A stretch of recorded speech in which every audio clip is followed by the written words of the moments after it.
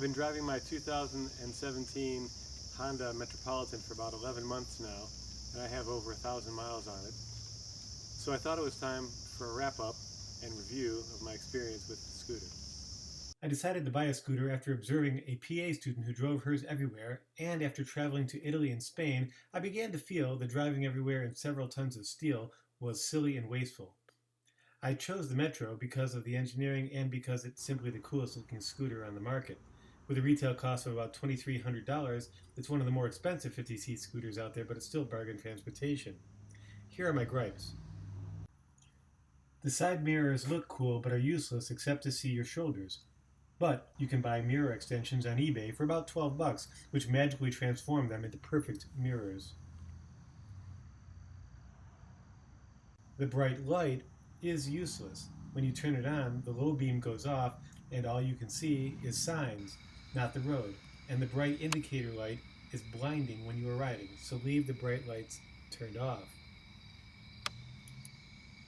To add a back box, you have to install the rear rack first, but that's an easy project. My box is a cheap eBay plastic box from China, but it looks and works great.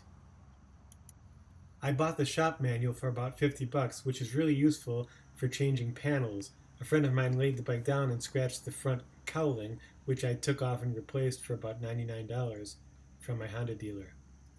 It was well worth it, and better than repainting it. Changing the oil is easy, but you will get oil all over your hands, so wear gloves. And don't lose the oil filter, which pops out when you remove the bolt. It will run on any standard gasoline, but I like premium as I think it gives a little better acceleration. Honda rates it at 100 miles per gallon. This week I tested my mileage and came out with 101 miles per gallon driving conservatively, using regular gas and turning the motor off at stoplights. This is my sound system. It's a JBL clip speaker which connects by Bluetooth to my phone, and it gives just the right amount of sound for scootering. So, what is this type of scooter best suited for? Well, it's not suitable for riding every day on 45 mile per hour roads with a lot of traffic. It does top out at 38 miles per hour, and you will really upset other drivers if you drive that slowly in faster traffic. And it also lacks the reserve power to accelerate out of troubling situations. I live in a small rural town and drive about 10 miles every day. I take it to and from work, and I take it to the grocery store, and I take it for small errands. I would consider a small motorcycle such as a 250 a better fit if you wanted to keep up with traffic and drive on 45 mile per hour roads more frequently.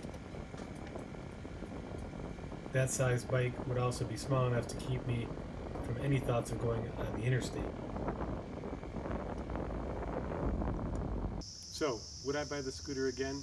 Absolutely. I love it. It's a great scooter. Is it a high-powered commuting vehicle? No. But there is a place for it, for short-distance commuting in slow traffic with care for a reasonable person to use. I hope you enjoyed this review, and I hope you find it useful in making any decisions about buying a scooter such as the 2017 or 18 Honda Metropolitan.